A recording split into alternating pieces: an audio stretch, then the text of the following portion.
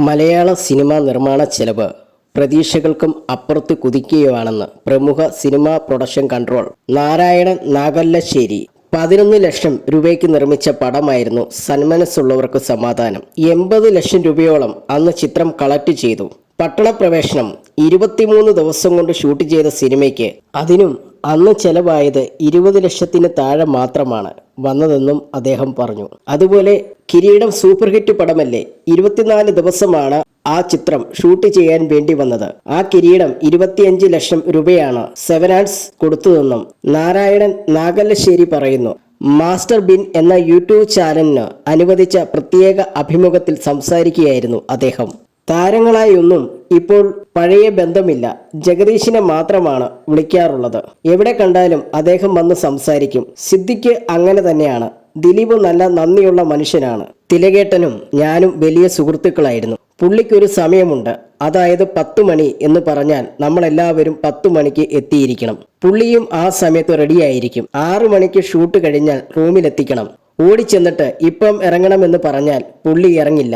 തലേ ദിവസം തന്നെ സമയം കൃത്യമായി പറയണം.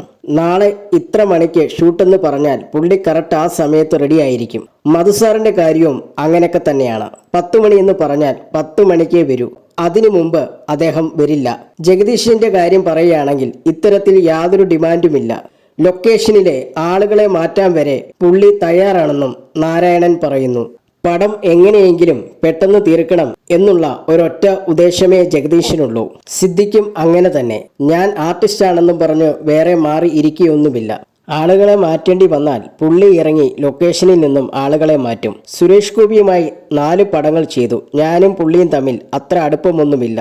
സിന്ധുവിന്റെ രേഖ എന്ന സിനിമയുടെ ഷൂട്ട് വല്ലപ്പുഴ നടന്നുകൊണ്ടിരിക്കുകയാണ്. തലേ ദിവസം തന്നെ ഞാൻ പോയി പറഞ്ഞു രാവിലെ 7 മണിക്ക് ഷൂട്ട് ആരംഭിക്കുമെന്ന്. അവിടെയുള്ള ഒരു വീട്ടിലാണ് താമസം. രാവിലെ വിളിച്ചു ഞാൻ റെഡിയായില്ലേ എന്ന് ചോദിക്കുന്നുണ്ട്. അന്ന് 11 മണിക്കാണ് സുരേഷ് ഗോപി ലൊക്കേഷനിൽ വരുന്നത്. ബാക്കിയുള്ള എല്ലാ ആർട്ടിസ്റ്റുകളും ടെക്നീഷ്യന്മാരും അത്രയും സമയം വെയിറ്റ് ചെയ്തുകൊണ്ടിരിക്കുകയാണ്. കാറിൽ നിന്നും സുരേഷ് ഗോപി ഇറങ്ങിയതിന് പിന്നാലെ ക്യാമറമാൻ വേണു പായ്ക്കപ്പ് പറഞ്ഞു. പിന്നെ വായി തോന്നിയതൊക്കെ പറഞ്ഞു. 7 മണി മുതൽ അദ്ദേഹത്തെ കാത്തിരിക്കുകയാണല്ലോ. അന്ന് ഒരു സീൻ പോലും എടുത്തില്ല. മമ്മൂട്ടിയും മോഹൻലാലും പോലും അങ്ങനെ ചെയ്യില്ല. സുരേഷ് ഗോപി എന്താണ് അങ്ങനെ ചെയ്തതെന്ന് അറിയില്ല. പുള്ളിയുമായി എനിക്ക് വലിയ ബന്ധമൊന്നുമില്ല. എന്നെ കണ്ടാൽ പുള്ളിക്കും അറിയാമെന്ന് തോന്നുന്നില്ല.